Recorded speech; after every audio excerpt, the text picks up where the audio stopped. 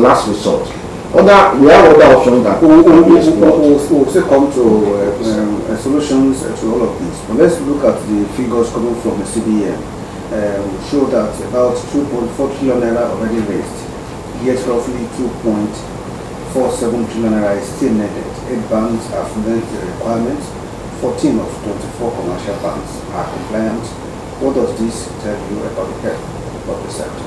You will have about 24 banks, having roughly 14, 8 of them meeting up with requirements. As of now, yes, I know it's more, they are more than 8, like I told you earlier. And it could be an Herculean task to raise capital in this period of time, but no bank is going to that.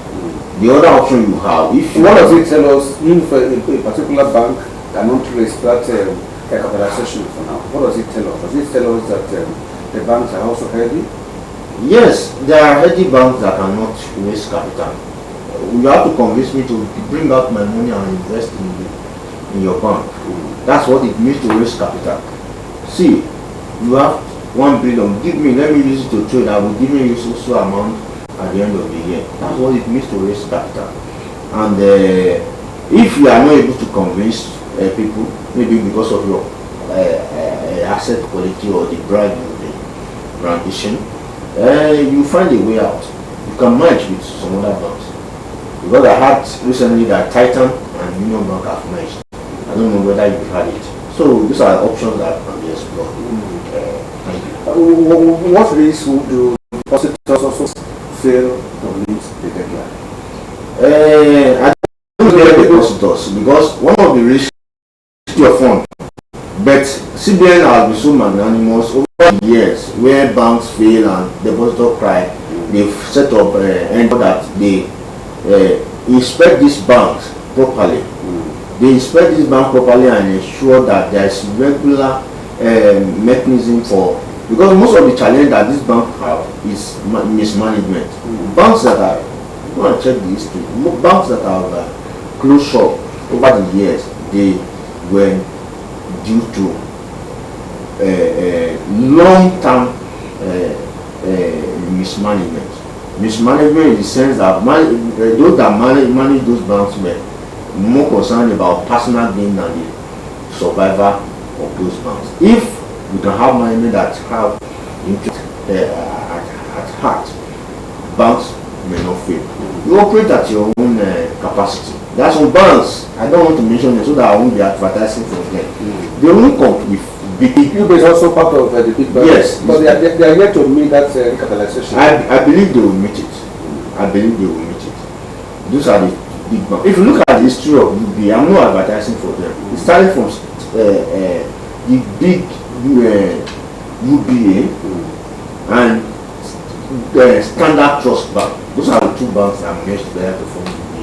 While they adopted the logo of Standard Trust Bank, historically, they were still using the name of UBA.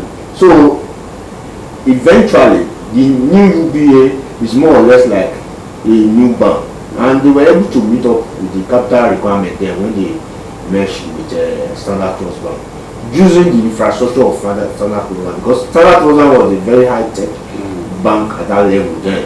So UBA, I believe that they will meet up. Well, let's also look at the fintech, the digital banking that we also have. Would you say they are also required to also have this capital for them? I don't know the capital base for fintech, but fintech operate more or less like microfinance institutions. Okay.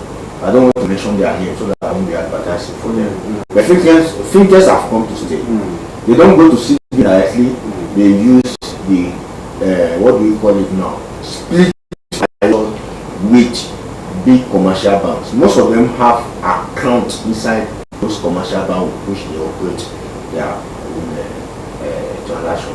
They are not treated to commercial bank because what they do is different from what commercial bank does.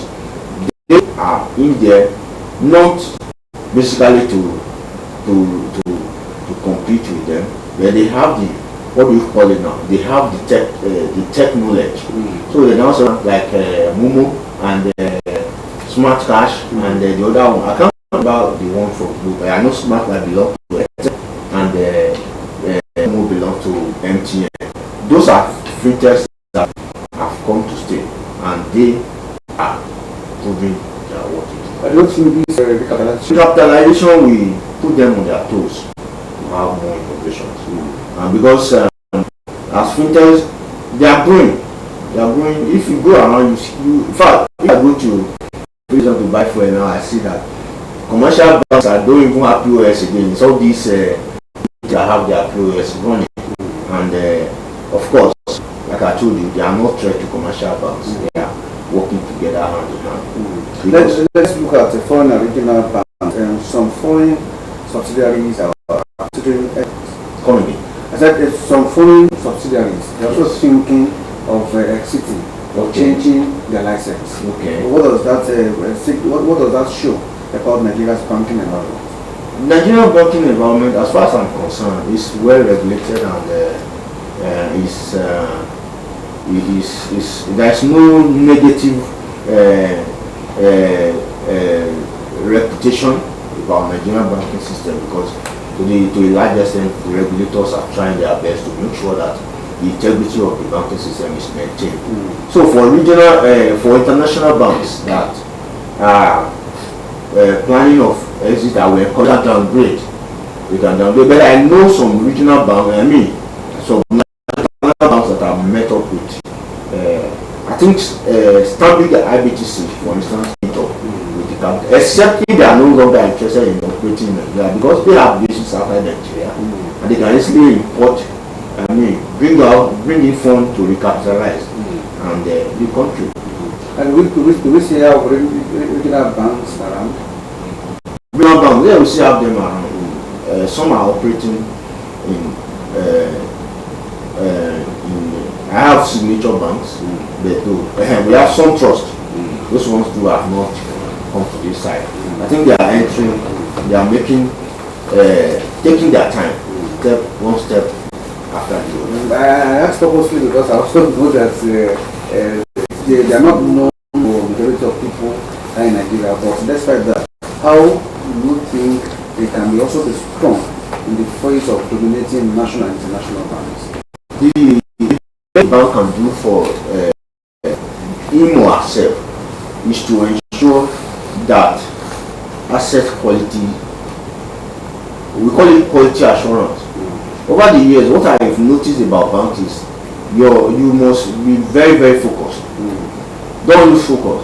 Yes, look at some of these banks. They started from scratch with humble amount. If you know the amount those banks started with, but they became ambitious.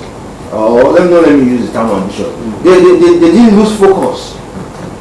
They kept at what they are doing. They maintained their asset quality. There was a bank that said, I'm recruiting first class and second class offer only.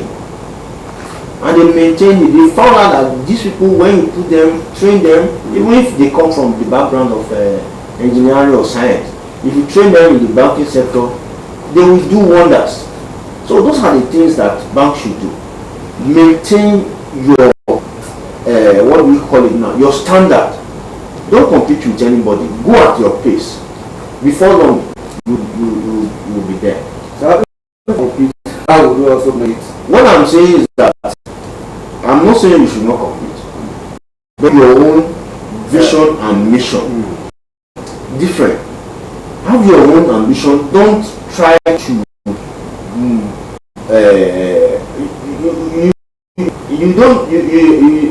those people that are operating in the industry, like I mentioned, fooders, you don't expect a bank or a bank with no license to start competing with them.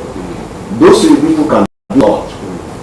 So if invariably the 44 banks that CBN has mentioned are able to meet up with this recapitalization, what would be the effect, especially for depositors and Nigeria's economy? For Nigeria as an economy, we now have banks that have the financial muscle to be able to finance the kind of economy we want to achieve. Take for instance, like I mentioned, we should be able to have startups approaching banks and say, I have this idea. give me fund at single digit interest rate, and the banks will still be able to make profit and go on. So we are talking about resilience, and we are talking about funding the kind of economy we want to achieve. We still have a lot of socio-economic challenges, like unemployment is like an hydra-headed cancer. We need to tackle it.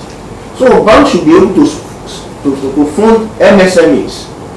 Banks should be able to provide credit that will drive this economy. And then another area we need to look at is the fact that foreign direct investments need to come into these banks, so that we can have more and more robust economy and proper economy. So you said if they also have that solid capital base, they should be able to have better interest rates, especially. This is what Osrc is working towards. Advanced countries are operating with simple interest rates. Why don't we work towards that? And now that what will happen now that inflation rate has come down, interest rate will start coming down. And the principle behind jacking up interest rate ab initio was the fact that money supply must not be too much. The classical economic principle is that when you have excess money in circulation, there is will be inflation. And I've been arguing in class that look, our own kind of inflation is not demand pulled. It's not that we have excess money in circulation alone. It's the fact that there are things are expensive. Costs have risen due to the fact that we have floated naira and we've removed fuel subsidy.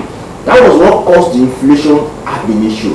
And now that we have stabilized naira to around 1,510 to 1,570, the inflation rate has started coming down. Are you getting me, sir? Even the cost of fuel has started coming down gradually. So now that this inflation rate is coming down, we can now start reducing lending rate, so that the MSMEs can access credit and create job for Nigeria. So as a professional, we say about 6 months to go for the line. What would you advise to these banks for them to meet up with this capitalization? Advice that I will have, they should stretch their muscle to be able to raise capitalization. If they cannot raise capitalization, look for friends and merge, because there are banks that are friends. Management, we talk to management. This is my friend. Okay, look at it. I have 100 billion naira. You have 200 billion naira. Add it to my own. And we want 300 billion naira. Can they also go to capital market to raise this money? Yes, they are always free to go to capital market. They get approval from security and. So why are they skeptical? They are not skeptical. Some of them have gone to the market. GTB have gone to the market. They've met up with their capital requirement. Zenith have been to the market. Access have been to the market. They've raised the capital they needed. So others can still go to the market. Those who are operating with limited liability company can go PLC and sell shares to the public. Selling shares again? Yes. You know, banks were selling shares some years back and it became a big problem. Yes, I lost money with some of these banks. Exactly. Don't let us go there. It could be very, very funny and very, very heartbreaking that you lose money. But that one is no longer happening now. Fine, if I shareholder, you lose your money first before depositor. You are one of the owners of the bank. The shareholder is one of the owners of the bank, so you lose your money first. You don't expect customer to lose money. So what the ITIC is doing is that I will protect the deposit first. Then you have invested, you are taking risk. When you buy share in the bank, you are taking risk. Exactly. You have gambled with your money. It's like so if the money comes, and then before you invest with the bank, I want to advise you, ensure that you know the management very well. I've always been saying this.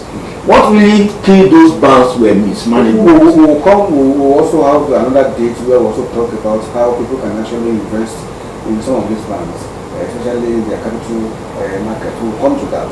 But now for the depositors, as they also look at least 6 months, the deadline, what would be your advice for them? I've said it.